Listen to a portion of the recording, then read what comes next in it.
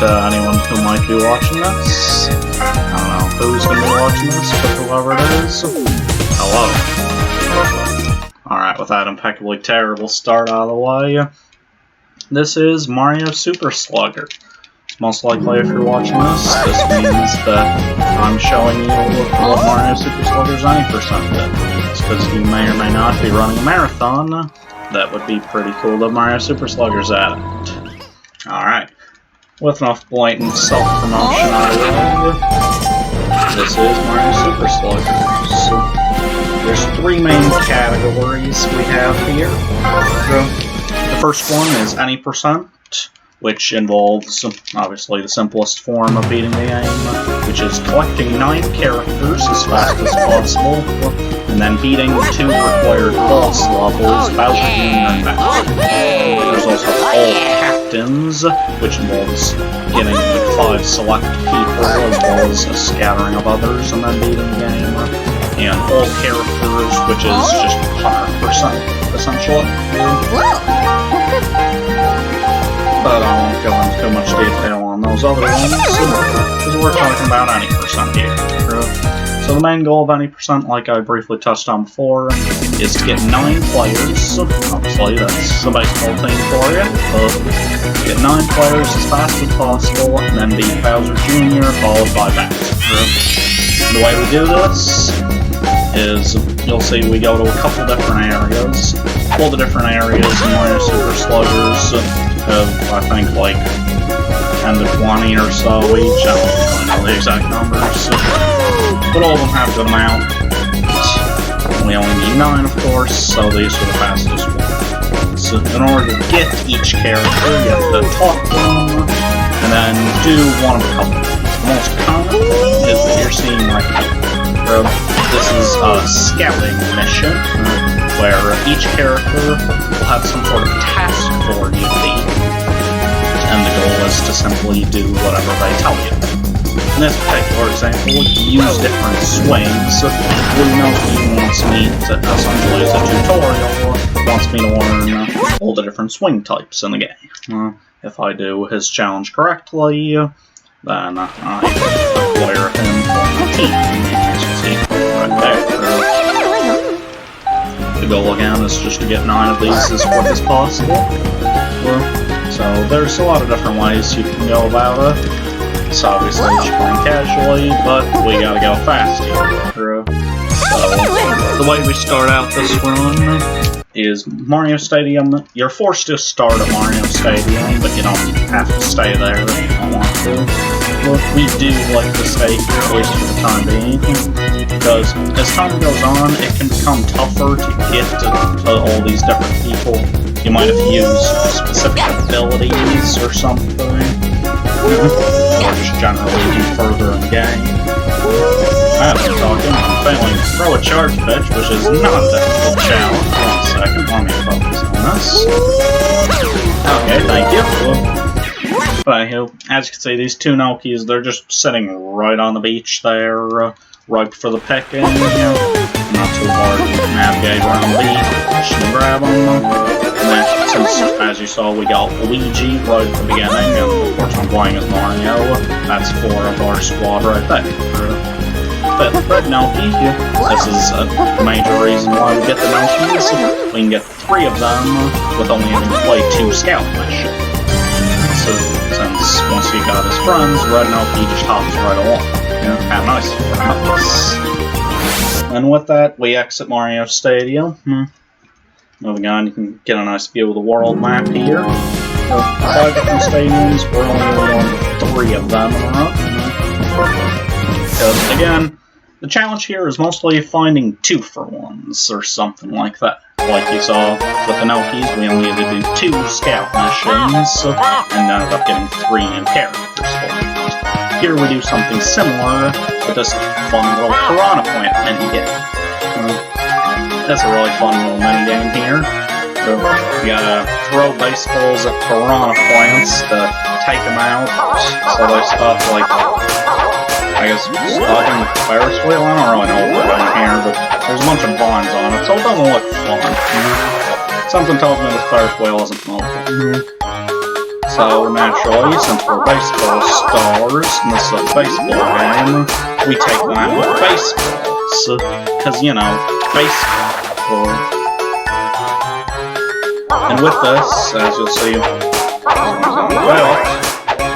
fail it, because I am a professional baseball player, as that guy got.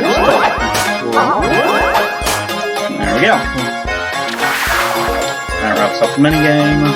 And like Pinocchio's, this gives us a little 2-for-1 here, as Red Shy Guy joins along. Alright, so it's just technically Shy Guy, or whatever. And then right afterwards, this Blue Shy Guy joins. So with that, we exit Yoshi Park. Didn't say too much of it, that's going to be the theme that continues with Peach Ice Garden. Hey, group. As you can see with the 2-minute split. Well, we did end up getting 2 characters here as well. This doesn't have quite as simple of a 2-in-1. But, so, because of that, we just gotta do 2 different challenges, both of which are fairly short. First one is, well, you go over to Tuck Toe. That's probably one of my favorite parts of the game here. You gotta move these mushroom pieces around in order to, like, reform the little mushroom on them. That's like, yeah, as you can see, now we got a little path through it, and we can go to the back of the, what is this? Open grassland? Garden, that makes sense. Then, Mario's got this cool little ability where he can call out, I guess, and activate stuff with bushes. Sometimes you'll get coins, sometimes nothing. Or in this particular example, our good buddy Green Toad hops out. Green Toad is character number 9 on the list. The challenge Hit the Center is more difficult than you think. Because the hitbox for it, as you can see, is not that huge. It's like, there's not too much lenience. If you go to, like, left center or right center, you're probably not getting it. That was that left, that was my fault. There we go. Alright, second try's not terrible. I'm losing time on my personal best, obviously. But, well, for 2 reasons I don't really care. One, this is mostly just an explanation, I'm just talking to. Hi, you. But secondly, I had a lot of time saved towards the end, because, well, I'll save that for later. The way we beat the Bowser game is very interesting, and it's actually a fun little bit of Mario Super Sluggers speedrun history, how this came to be. Try how we're going in the Bowser Jr., which is far more boring. This might be one of the more boring parts of the run. Not too long of a run. Like, you see 4 minutes of it, you're about to see the little of this 4 minutes is really neat doing too much. You'll see when anyway, this is a 3-inning game. Which means, obviously, our goal is to beat as quickly as possible, but we do need to win. So, as you could probably expect, what we're going to do is simply try to score 1 run as fast as possible, and then what we end up doing is punting through the rest of the clock, or not really clock, but hours, simply to try to... Okay, now I got that 1 run, as you can see. So, we can start what you'll be seeing for the entirety of these 3 minutes. Feeble bunts to third. Riveting gameplay, I know. I know you're trying to rush to accept the game to the marathon, but just hold your horses, it's gonna get even crazy. True. But in all seriousness, this is definitely one of the more boring parts of the run. I certainly understand that. But this gives me a chance to talk about a couple of things I'm doing here. For one, in pitching, you'll see I always always pitch it instantly, obviously. I'll have time to wait for a charge pitch. I always curve it inwards towards them, and that's just a little sort of a quirk of the AI. The things that they have the most trouble hitting is just that, a little curveball to the inside of them. You'll often get, like, feeble grounders, because obviously the goal there is ideally we just throw a perfect game, and it takes, like, 9 pitches to beat the whole game. Well, that's obviously not going to happen, but that's the best case scenario. And the other main strategy, as you've probably already noticed, I'm pausing before every at-bat. You're probably wondering why. The reason is because normally every character has a little bit of a cutscene, sort of like a walk-up as they're going up. Some of them don't take too long, others take horrendously long, you know. But the main point is that all of them can be skipped by pausing like before it and unpausing, like you'll see here. So that starts kind of hopping around, so I can cancel that and I completely just forgot my own strategy and hit the ball like an idiot. Alright, this reminds me I shouldn't do commentary on these things, because then I forget how to play the game. Silly me trying to hit the ball and score runs, when what I should be doing is easy pop-outs. Such an idiot I am. So, a little trick there, has a little name, pause batting, you know. Oh no, it's not the most creative name in the world, but it's a name. We're a cool community that's got a name for this. In all seriousness, Mario Super Sluggers does have a really amazing community. Not quite as active today as it once was, but it certainly is. There's a lot of great people here, and so if this run gets you interested in it, I highly recommend checking out. And with that, as soon as that's the game pops up, that'll happen again with the Bowser game, that's where timing stops, so that's where I like to split, right when that's the game pops up.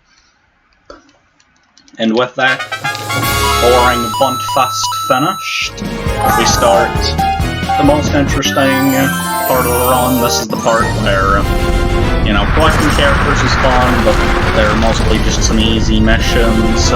Bowser Jr. game, it's fun trying to get a run as fast as possible, but this is where the money meets the model, as it were. It's not a real saying, that's probably not a saying. However, this is where, I don't know, this is where I hit the entrance. Okay. I really gotta stop talking. When I gotta focus on actually doing something. But anyhow, this is where, you went through my intro. So, what we do to beat the Bowser. Now this is 5 innings rather than 3, which is a very important distinction, because that means instead of going with our same strategy of getting one run and then getting out as fast as possible, well, the strategy we actually use is a much more interesting one, both visually and for me to play through. We beat him as badly as possible, essentially, because what we were trying to do is win with a mercy. Well, if we can rack up 10 runs in the top of the first and not give up any runs in the bottom half, the game ends with us up 10-0. And beating it 10-0 in 1 inning is actually faster than going with our normal bunt strategy and winning 1-0 in 5 innings. And that's actually an interesting history of developing and finding out that what truly was faster, which it is. Doing the 1-0 win like before is certainly a very doable strategy, and like recommended unless you're a pretty top level player. But at the top, you need to go big or go home. That is the strategy to go. Now, as I say that, I failed. And then this is where it kind of becomes interesting, you know? And this is where, you know, what you're going for really varies what you're eventually trying to do from now on. here, I'm always just trying to get them out as fast as possible. Doesn't help if Bowser Jr. uses Star Swing. Bowser Jr. is the best Star Swing in the game because, as you can see, it's literally unbeatable. It's just a free double every time. Quite fast and beautiful, so not as good as cutscene takes a lot of time. But anyway, it depends what you're trying to do. Well, you sort of gotta think for yourself. What do you think's gonna be fast? Winning with a 2-inning Mercy, or winning with Blunt?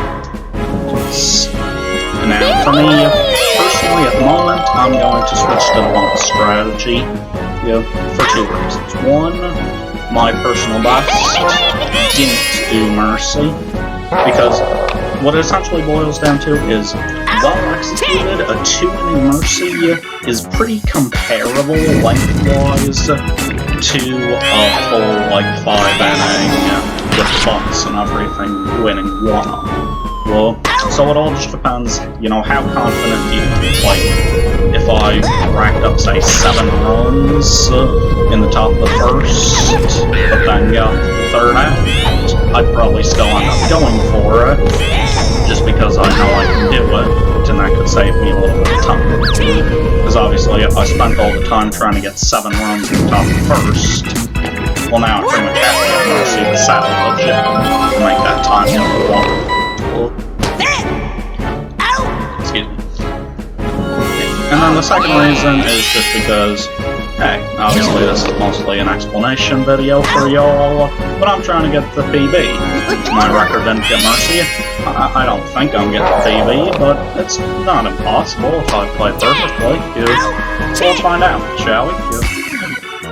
Well, that'd be something. If this whole thing, I'm just framing it entirely as like an introduction MSS, and now this goes on speedrunning.com as my personal best.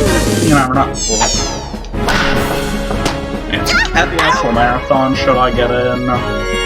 Most likely, I'd go for Mercy regardless, just because that's a lot more interesting for the viewers to watch than just watching me bunt a bunch.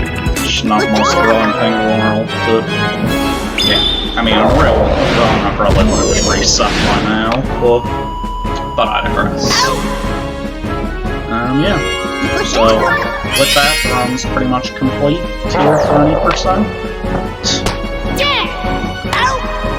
I hope whoever watching this has been liking it so far. And if the person watching this is indeed someone looking to see what Mario Super Sluggers is, and trying to see whether or not you want it in Midwest Speed Fest, I'd really like to show this game off to people.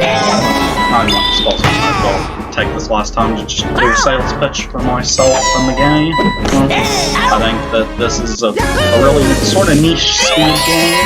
It's certainly not one that anyone's really thinking of much when you talk about a speed game. But I do know a lot of people who have played this just casually. It's a pretty popular, loved game, and I really love to show people. I guarantee that if I can show this off at Midwest Speed Fest, there's going to be some people out there who remember playing this game with their friends or what have you. Alright, yeah, that's when the game stops being fun. It's when Shy Guy pulls off the air. There's a random chance for fielders to just, get errors like that. Not the most fun thing when it happens. Luckily, I did rack up 2 runs going for Mercy, so I should still be fine to go for the win. Then back to my sales pitch. I'm sure that people in the audience will love to see one of their favorite games as a child that they didn't even really remember they liked, and be able to see it on the big stage, being speedrun. And yeah, any percent just scratches the surface. There's also, like I mentioned before, all captains shows maybe about 10-15 minutes more of collecting characters. It's because as the name implies, you get all 5 of the captains, rather in this run, the only character we use is Mario. And then all characters is our any percent. So that's getting on the lengthy side, it's about 2 hours. 1 sec. Right, there's the game. That's the game, time ends, and there we go. Cool. So, yeah, that pretty much wraps me up here. I think this is a really great run, and I'd love to get the chance to show it off to everyone at Midwest Speed Fest. Alright, thank you.